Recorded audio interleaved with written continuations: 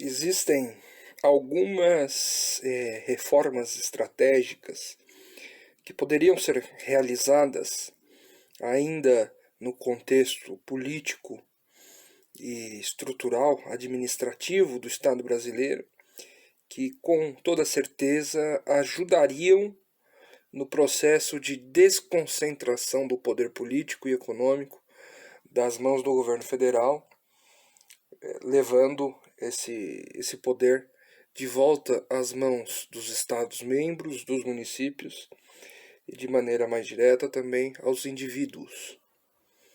A partir do princípio de que quanto mais descentralização nós tivermos, melhor para a nossa causa, então algumas medidas, mesmo que não sejam medidas tomadas a favor do separatismo, elas são medidas pela descentralização, ou seja, que acabam favorecendo a descentralização política. E é fundamental. São coisas que caminham juntas. O separatismo é descentralização política. A gente restaurar a capacidade do Estado de São Paulo de ter a sua autonomia política e econômica e administrativa, coisa que hoje é bastante limitada pela forma da lei e pela ação do Estado Federal brasileiro. Então nós temos aí algumas medidas que eu considero bastante proveitosas, bastante adequadas para a descentralização política de São Paulo. Eu elenquei ao todo 6 medidas, algumas delas vocês vão perceber que são ações que estão aí em linha direta com o pensamento de uma certa tradição já de anti-concentração política que existe no meio político brasileiro. Não sou o primeiro a defender essas teses. São teses que já circulam com bastante espaço no meio político do Brasil. Então eu vou citar aí 6 ao todo ações que eu acredito que favorecem a descentralização política, a descentralização também econômica e, sobretudo, o enfraquecimento do governo federal. Quanto mais fraco for o governo federal, mais fortes serão os estados, municípios e também os indivíduos, os cidadãos. Então, em primeiro lugar, eu cito o voto distrital puro. Em segundo, o fim da reeleição para o Poder Executivo e o Senado. Em terceiro lugar, a reforma tributária, que deve colocar fim na guerra fiscal entre os estados. Em quarto lugar, uma PEC para limitar o número de ministérios existentes. Em quinto lugar, o fim do MEC, do Ministério da Educação. E em sexto lugar, o teto de gastos. Então, são 6 pontos que eu vou destrinchar agora, que eu considero fundamentais para melhorar o ambiente de descentralização do poder político e de enfraquecimento do poder do governo federal. Bom, em relação ao item número 1, que é o voto distrital puro, esse é um daqueles temas que está longe de ser uma novidade na discussão política no Brasil. Vários políticos, vários partidos políticos, think tanks, movimentos liberais já defendem essa pauta, já defendem essa tese. O voto distrital puro seria uma mudança que grandes benefícios iria trazer ao ambiente político do país. Então, em primeiro lugar, a qualidade da democracia iria melhorar. Nós teríamos um aprofundamento da qualidade democrática. Hoje, as eleições que acontecem periodicamente, elas, assim que já ocorrem, a sensação que passa para o cidadão e para a sociedade é que os políticos eleitos estão descolados da realidade social, estão descolados daquilo que a sociedade pensa, daquilo que as pessoas pensam. Então, com o voto distrital, a forma de você cobrar o político, de você cobrar o deputado ou vereador eleito, ela é muito mais prática, porque você sabe que no seu distrito foi eleito apenas um deputado federal e apenas um deputado estadual, ou apenas um vereador no caso dos municípios. Então, você sabe quem é o seu representante direto, você sabe quem é o representante direto da sua região. Isso daí vai melhorar o nível dos seus representantes, pois o cidadão vai acabar ficando mais próximo deles, vai ter mais oportunidade de cobrar os políticos eleitos. Esses políticos vão ser obrigados na prática a se relacionarem mais abertamente com os seus eleitores, com os eleitores daquele distrito. Então, esse ponto do voto distrital eu considero como sendo algo fundamental. E ainda mais, com uma reforma no sistema eleitoral, onde nós passássemos a ter o voto distrital puro, ainda seria uma oportunidade muito grande para nós restaurarmos o princípio do um homem, um voto, que não existe hoje no Brasil, entre os estados, pois nós sabemos que o voto de um paulista vale muito menos na eleição de um deputado, de um senador, do que um voto de o cidadão de um estado menor. Um voto do cidadão de um estado da região norte, ou mesmo da região nordeste, do centro-oeste. Então, nós não temos o princípio um homem, um voto assegurado por lei no Brasil hoje. Hoje esse princípio ele simplesmente não existe. O voto do cidadão paulista vale muito menos, o que gera uma grande distorção na representação política dos estados no parlamento. Então, seria uma oportunidade aproveitar a adoção do voto distrital puro, quando fosse feita a redistribuição dos distritos, e essa redistribuição fosse feita não só pela geografia, ou seja, pela questão das fronteiras, mas também pela questão populacional. Não faz sentido que um distrito que represente, por exemplo, uma grande área do estado do Amazonas ou do Mato Grosso represente apenas 20, 30 ou 50 mil pessoas, enquanto que um distrito do estado de São Paulo, que tenha 5 milhões de pessoas, também tenha um único deputado, um único representante. Essa representação distrital ela precisa ser feita, em primeiro lugar, de acordo com o número de eleitores, para que o princípio, um homem, um voto, possa ser definitivamente restaurado e que essas distorções representativas que nós temos no Brasil sejam definitivamente abolidas. Voto distrital puro, portanto, é a primeira das medidas a favor da descentralização política que eu advogo e eu creio que seria importante para o Estado de São Paulo, importante para a nossa causa. A segunda ação, o segundo ponto a ser destacado é o fim da reeleição para o Poder Executivo e para o Senado. Então, quanto mais reeleições nós permitimos que o chefe do Executivo possa ter, mais concentrado passa a ser o poder político na mão daquele chefe do Executivo. Então, hoje só é permitida uma reeleição, de modo que o presidente da República, o governador ou o prefeito pode ficar até 8 anos consecutivos no mesmo mandato. A minha ideia é que seja abolida essa reeleição no Poder Executivo, cada chefe de poder fique no máximo 4 anos seguidos sem reeleição direta. Isso iria favorecer todo um processo eleitoral onde o eleito simplesmente iria se preocupar mais em governar durante aqueles 4 anos para os quais ele foi eleito e não mais na sua reeleição, não mais nos próximos 4 anos, mas naqueles 4 anos que ele foi eleito para cumprir aquele mandato. Então, isso daí seria um ponto também fundamental, você aumentar a rotatividade no poder. Isso daria a chance de que mais partidos ocupassem o poder. Né? Também é algo que ajudaria a desconcentrar esse poder político na mão do poder executivo. Além do mais, isso ainda também poderia aumentar o vínculo do eleito com o seu partido, transformando os partidos em instrumentos mais fortes da democracia. Os partidos se tornariam mais representativos dos setores sociais da sociedade, seriam partidos mais ideológicos, seriam partidos mais identificados com setores da sociedade se nós tivéssemos mais rotatividade no poder. Também, no Senado, o fim da reeleição é algo que se faz necessário, levando em consideração que o mandato de um senador já é de 8 anos.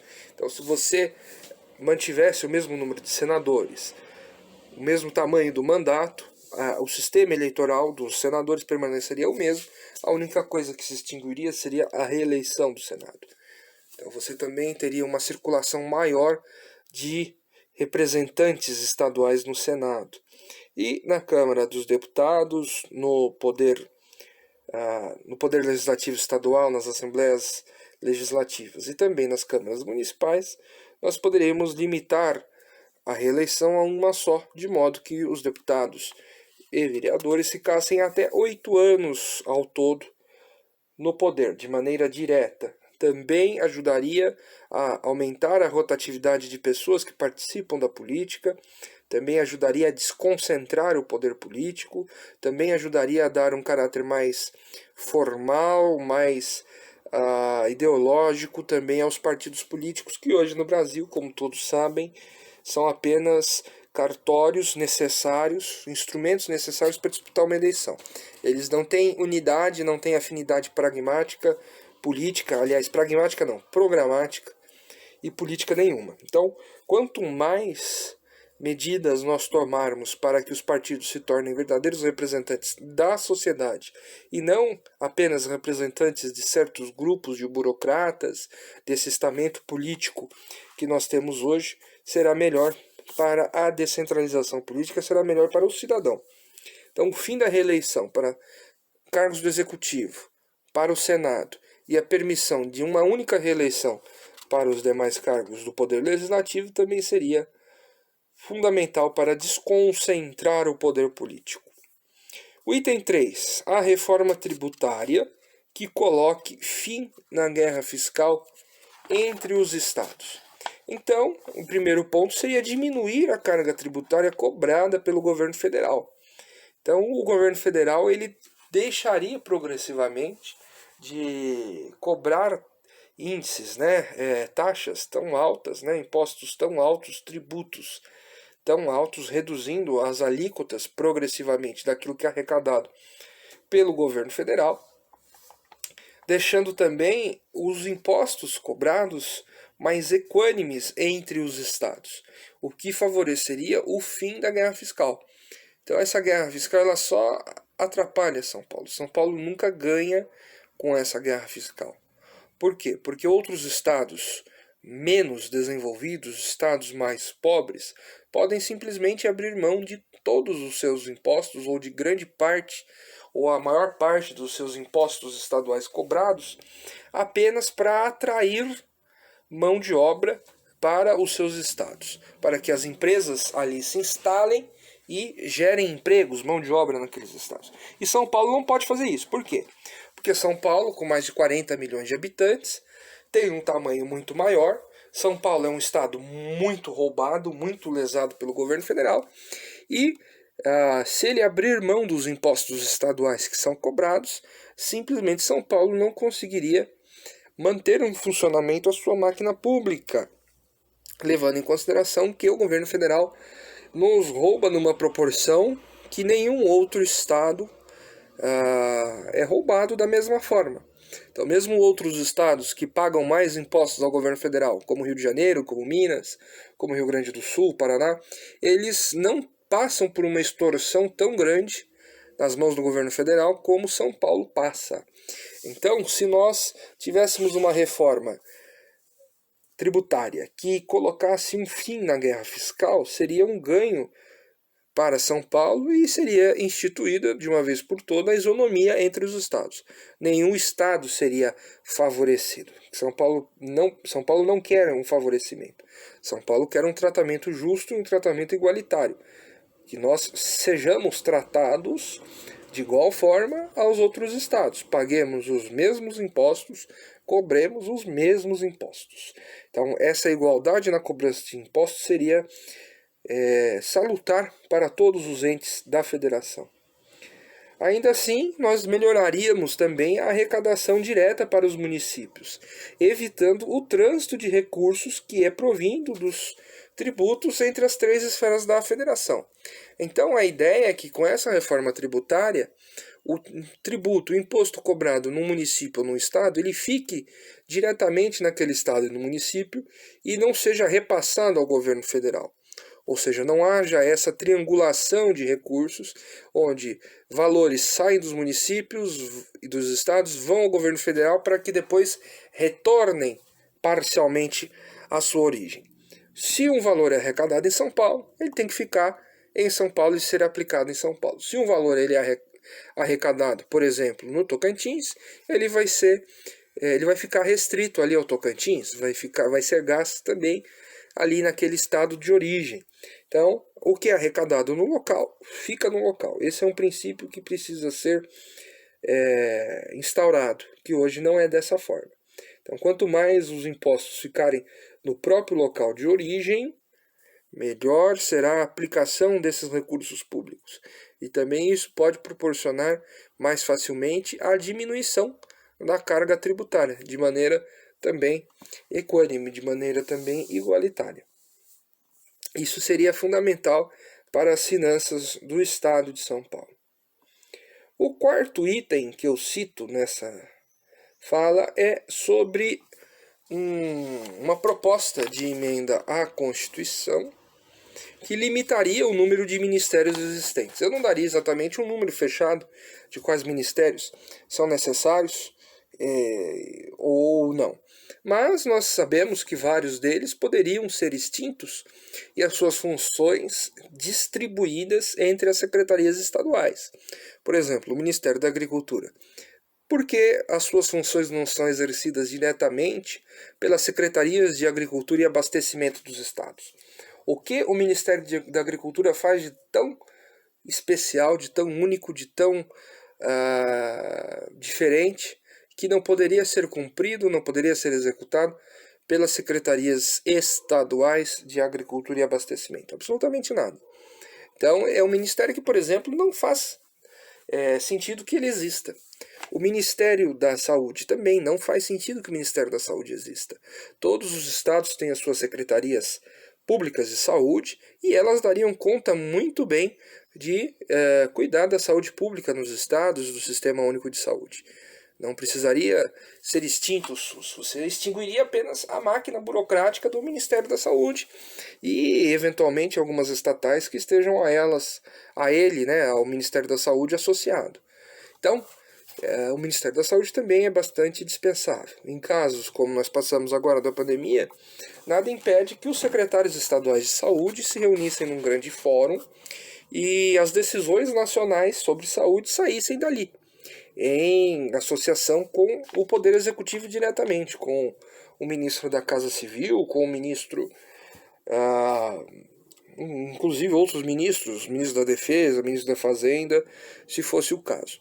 Os ministérios que eu vejo como sendo bastante indispensáveis, os únicos indispensáveis, seriam o Ministério da Fazenda, propriamente dito, o Ministério da Defesa, o Ministério das Relações Exteriores e o Ministério da Justiça.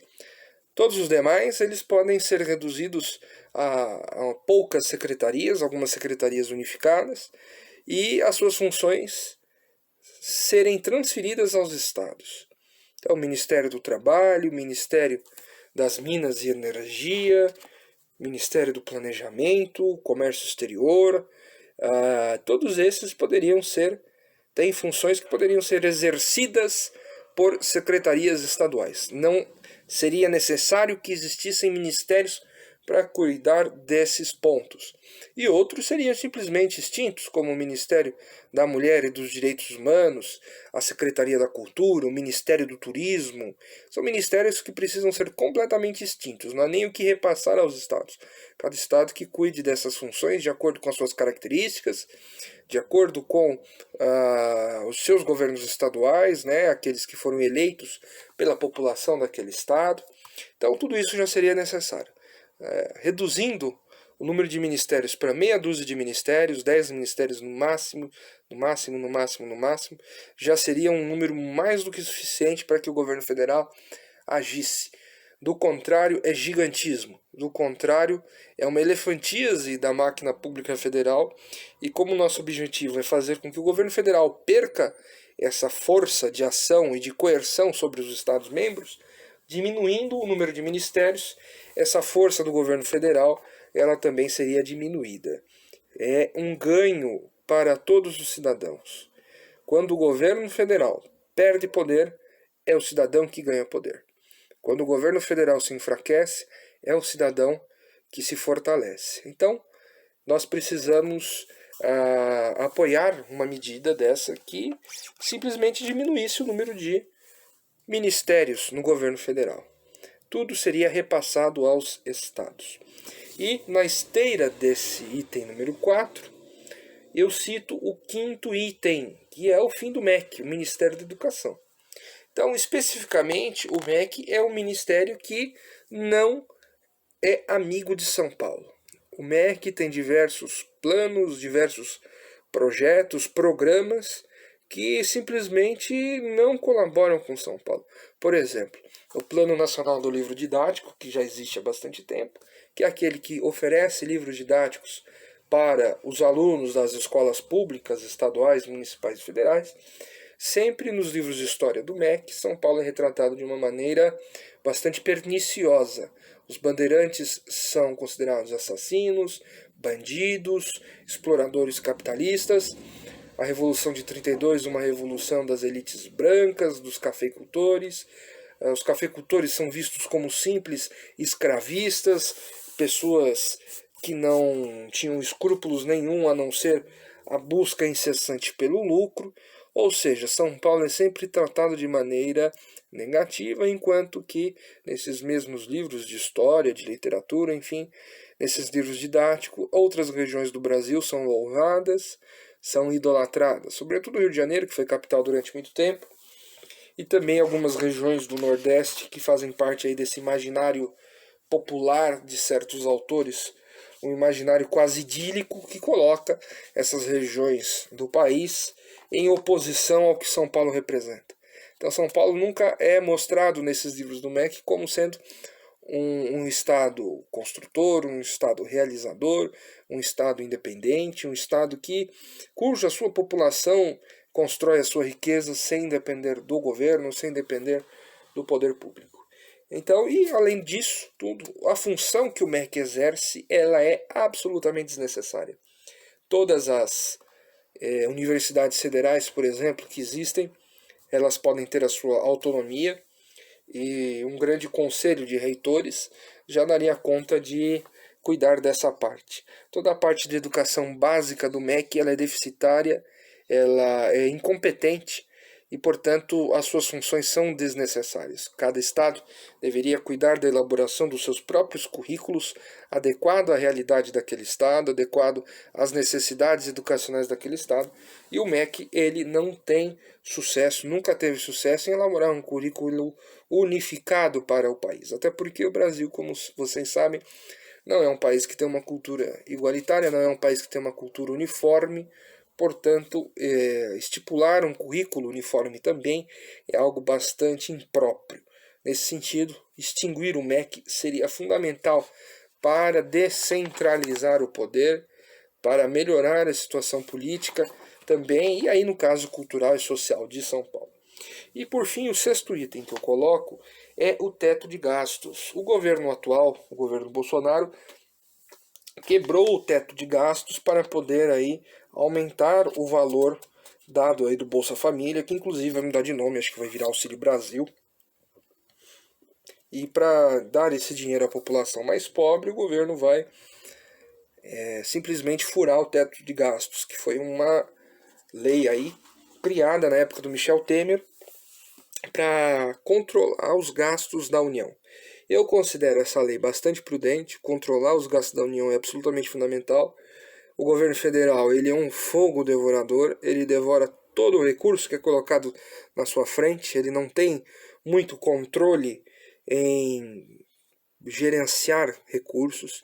O governo, quanto mais ele age, mais dívida ele faz. Então é preciso colocar um grande freio, um grande limite nesse leviatã anêmico que é o governo federal. Então, a PEC do teto dos gastos, que existe aí, está aí, foi aprovada, mas que o Bolsonaro passou por cima, precisa retornar.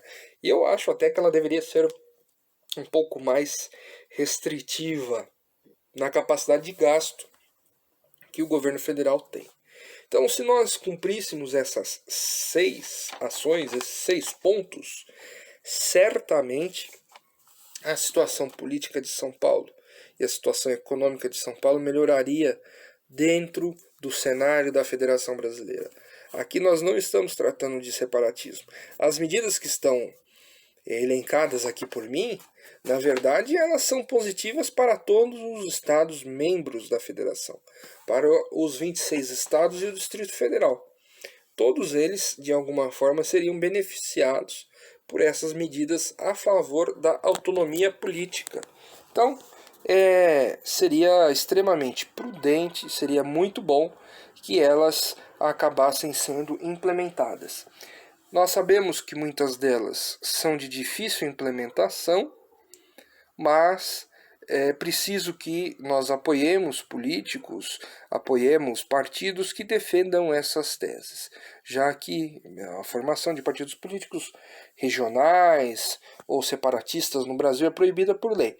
Mas, ainda mais nos tempos que nós estamos, certos temas estão se tornando cada vez mais perigosos de serem falados. A liberdade de expressão simplesmente irrestrita não existe no Brasil, não tem garantia legal. Vide aí a ação do Supremo Federal contra pessoas que expõem a sua opinião de maneira um pouco mais áspera. Então é perigoso, sim, expor certas opiniões da contracorrente de maneira tão aberta. Mas todas as teses que eu elenquei aqui são ideias já defendidas por amplos setores da sociedade, por parte dos políticos, então não há nenhum problema. Vamos continuar a dar apoio a essas medidas, a esses pontos, que eu tenho certeza que somente favorecerão a autonomia dos estados e diminuirá, enfraquecerá o poder tirânico que o governo federal exerce. O governo federal ele tem um poder muito grande no Brasil, muito grande. E esse poder precisa ser diminuído, colocando em favor os estados e os municípios.